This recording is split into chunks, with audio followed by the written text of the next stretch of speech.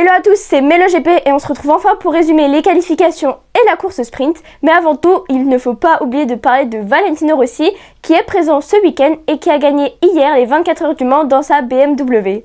Durant la première séance de qualification, il y a eu une grosse chute de Raúl Fernandez, mais heureusement il va bien.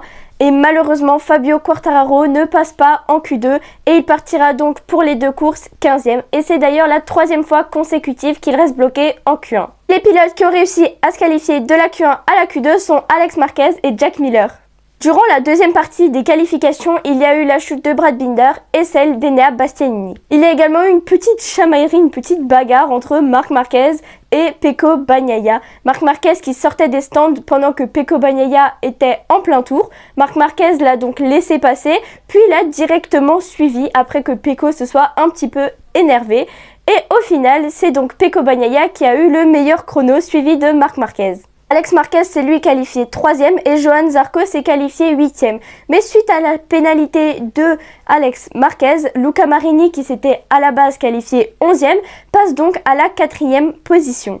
Passons maintenant à la course sprint. Les pilotes ont dû y effectuer 11 tours et tous les pilotes ont utilisé un pneu tendre à l'arrière. Au premier virage, Brad Binder a touché Alex Marquez, ce qui a entraîné la chute de ce dernier. Et Brad Binder a donc dû effectuer un long lap suite à ça. Mais il a quand même effectué un nouveau record, le record de vitesse, avec 366,1 km/h. Dans les tout premiers tours, il a quand même pu effectuer une bagarre avec Johann Zarco qui était assez intensive, ainsi qu'une bataille, encore une fois comme au Grand Prix de France, entre Marc Marquez et Jorge Martin, mais celle-ci était beaucoup plus courte et tirée à l'avantage de Jorge Martin. Au bout de quelques tours, le drapeau blanc avec la croix qui signifie donc qu'il y a de la pluie et le drapeau blanc qui signifie que les pilotes peuvent aller changer de moto pour aller sur une moto avec des pneus pluie ont été sortis, mais les pilotes ne sont pas rentrés au stand.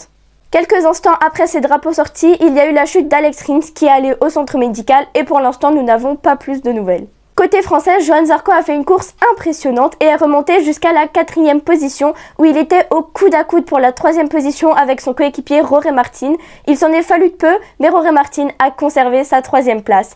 Par contre, pour Fabio Quartararo, il a terminé 10e et donc malheureusement hors des points. Pour Pecco Bagnaia, c'est un week-end parfait avec encore une victoire à son compteur et il est suivi par Marco Bezzecchi, les deux pilotes italiens sur le podium et Marc Marquez se retrouve 7e.